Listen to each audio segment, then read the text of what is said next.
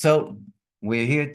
The class that comes as we mentioned after Purim, but since we're in the month of Adar, the Rebbe explains that even though something comes after Purim, it's actually going higher and higher because we are commanded in the Shulchan Aruch to increase in our simcha from day to day, from moment to moment, and therefore not only are we supposed to be besimcha now after Purim, but we're supposed to increase even more than the simcha that we rejoiced and celebrated Purim and Shushan Purim together.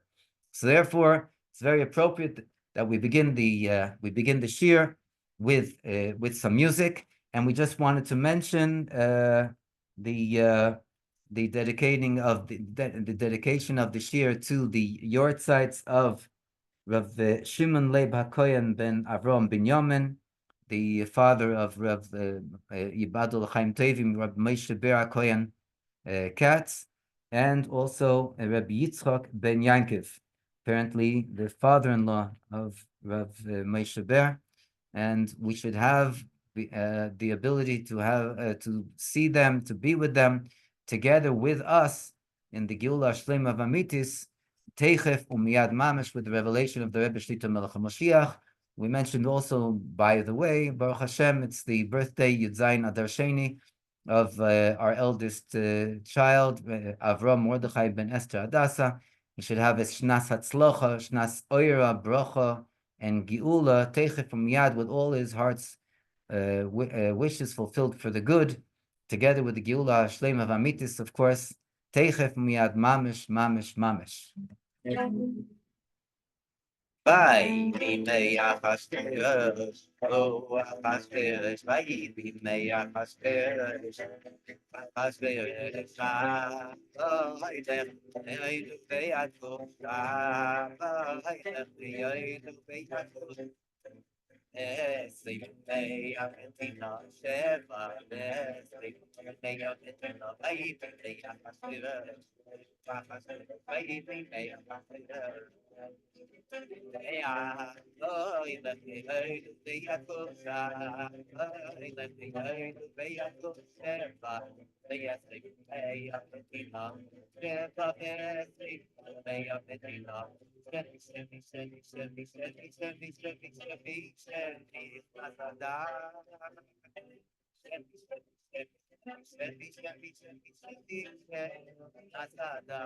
Yeah, yeah.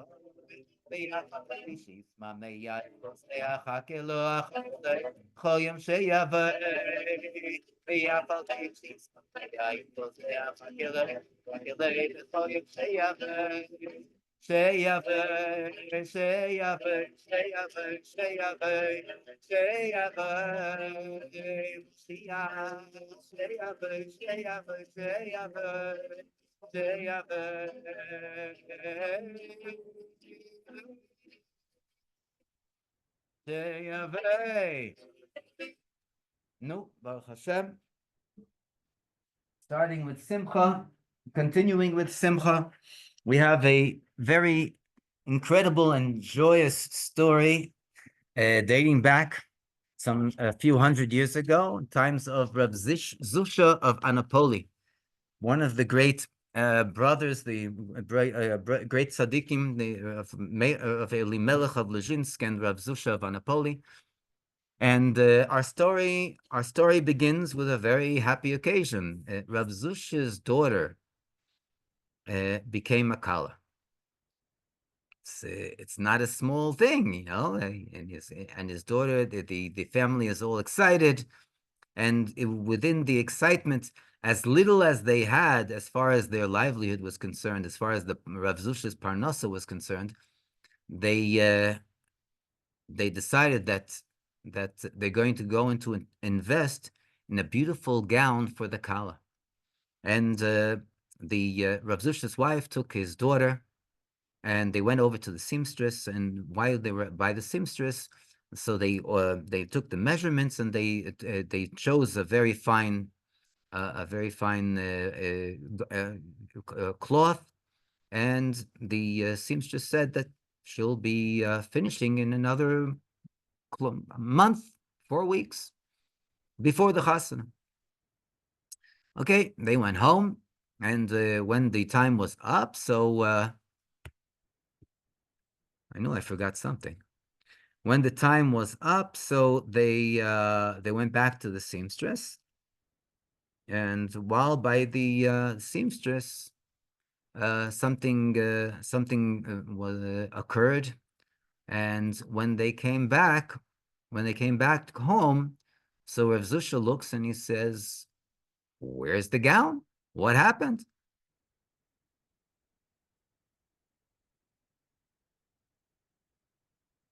Okay, we also want to dedicate the class for another occasion that's going on, uh, which is, let me see, right, the bracha of Hatzlocha, great Hatzlocha Rabba Umoflaga, for Amira Tamar Rachel Bas Elisha.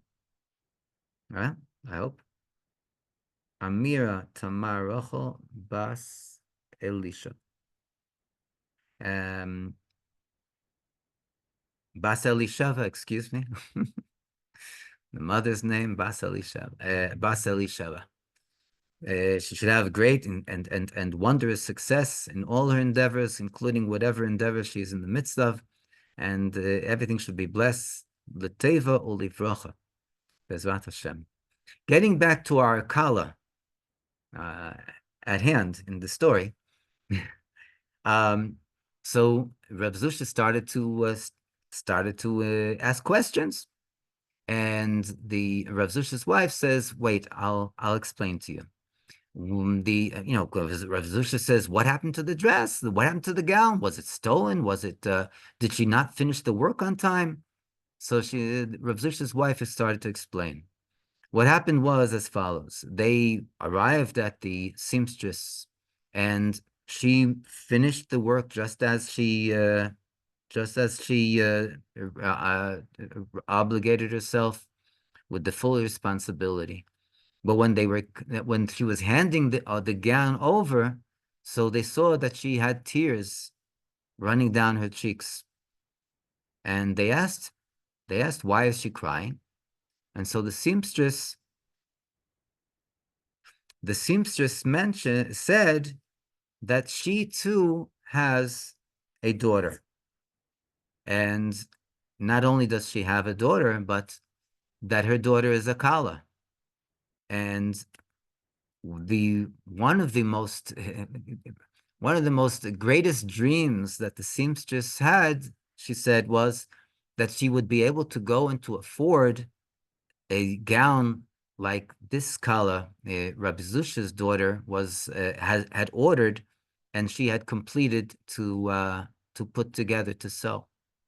But she knew that she would never be able to go and to succeed in doing such a thing, due to their livelihood, that they wouldn't be able to cover such expenses.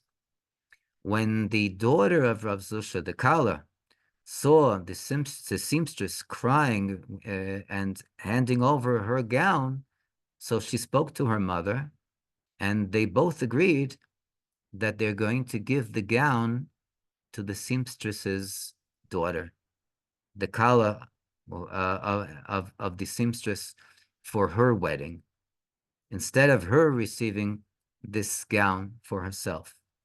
And they decided that this is a very big mitzvah, and how could they do a bigger mitzvah than this? And they also took under consideration that in the time that was until the chasana of Rav Zusha's daughter, so they either would be able to go into get together with friends and to have another gown sewn, or they would be able to go into borrow a gown for the night of the wedding. But whatever might be the case, they would be covered. And then, being this the situation, so Rav Zusha seemed to be calmer. But then all of a sudden, Rav Zusha looked at his wife and he asked his wife, okay, so now I understand, but what about the seamstress? So, so his wife says, Zusha, I told you, we gave the gown to the seamstress for her daughter, the Kala, her daughter. So he says, no, no, no, I'm not talking about the gown. I'm talking about the work. I'm talking about the material. I'm talking about the 4 weeks that she slaved and labored hard. Uh, who knows how she's going to go and to be able to live her life now, because she was definitely banking and depending on the fact that you're going to go and to give her the money for her 4 weeks of work or 4 weeks of labor. And now she's empty-handed. She doesn't have a cent to her name for the entire month that she worked. She said, but I gave her the gown. Says, yes, I understand that you gave her the gown, but the gown has to be paid for also, at the material and also the labor that the seamstress put into the work and the labor that the seamstress put into putting the gown and sewing it together. Immediately, Rav Zusha's wife went back to the seamstress, and she gave her the money for the material, the money for the 4 weeks of work, and Baruch Hashem, they both Rav Zusha's daughter definitely, and also the seamstress's daughter, celebrated very, very joyous weddings. But when we look into this story, it actually is, like we said earlier, it's not just a story that happened once upon a time. True story. But it's not something that happened in the past in history. This is something that happens on a regular basis with each and every one of us in our daily lives. And it also actually reflects the way that Hashem is immediately going to repay us in the Geula Hashlema V'Amitis. When we're talking about our daily work chore, what we have to do on a daily basis, there are different things that we have to do. But when we do something and we do it with all our heart, so we're not looking to go and to exonerate ourselves from going and adding.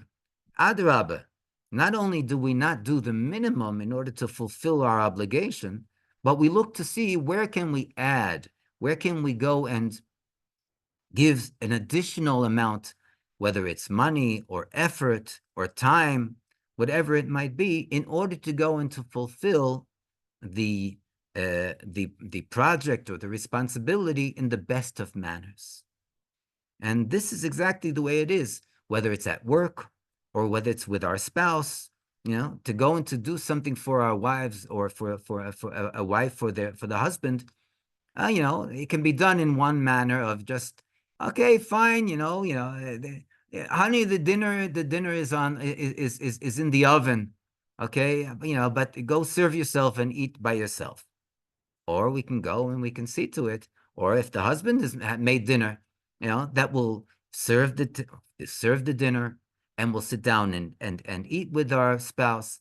And even if we weren't able to hold on and we already ate, at least to sit down to talk, to see how the other person's day was. This is something that we learn from Rav Zusha and the Kala's dress. But it's not only the way that we are meant to relate one with one other, but also the way that Hashem relates to us. When we're talking about the garment, the wedding gown, this is the wedding between Knesset Yisrael, the Jewish nation, and Hashem. And when we're talking about the gown itself, as we know in Kabbalistic terminology, a gown is levushim, are the garments. In Kabbalistic terminology, what are the garments of the soul, of the neshama? The machashava, the dibur, the maise, the thought, the speech, and the action of the human being. These three faculties and the way that we utilize them in our day-to-day life are basically making a gown for the wedding, between ourselves and Hashem. But seemingly, Hashem can come and say, well, okay, I gave you the opportunity to go into put together a gown, and now come, we'll go to the chuppah and we'll rejoice. Hashem doesn't overlook all the time and the effort and the amount of love that we put in towards going and putting this gown together. The machshava, dibur, and maisa, the thought, the speech, and the action of every single Jew is credited for and is accounted for. And this is also what we are going to be receiving immediately now, Teichef Umiyad Mamish, with the revelation of the Rebbe Shlita Melech Ha'Moshiach, and the Geula Hashlema V'Amitis, and the true and complete redemption. And Yehi Rotzen, may it be Teichef Umiyad Mamish, Mamish, Mamish. Yehi Adonenu, Moreinu V'Rabbeinu, HaMelech HaMoshiach, Chai V'Kayam Le'olam Voed. Amen.